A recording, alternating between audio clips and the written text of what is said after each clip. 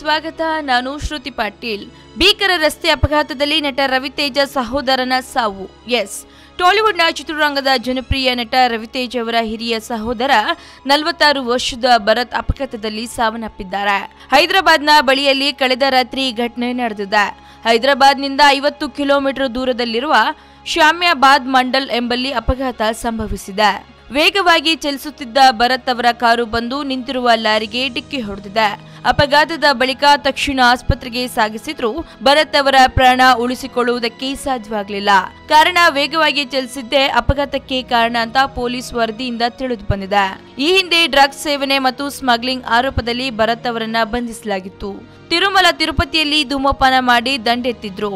ಹಿಂದೊಮ್ಮೆ ಮದ್ಯದ ಅಮಲಿನಲ್ಲಿ ಕಾರು ಚಲಾಯಿಸುತ್ತಿದ್ದ ಭರತ್ ನನ್ನ ಪೊಲೀಸರು ತಡೆದು ವಿಚಾರಿಸಿದ್ದಾಗ ಅವರ ಮೇಲೆ ಕೈ ಮಾಡಿದ್ದ ಆರೋಪದ ಮೇಲೆ ವಶಕ್ಕೆ ಪಡೆದಿದ್ರು. 46 ವರ್ಷದ ವಯಸ್ಸಿನ ಭರತ್ ಕೆಲ ತೆಲುಗು ಚಿತ್ರಗಳಲ್ಲೂ ಅಭಿನಯಿಸಿದ್ದಾರೆ.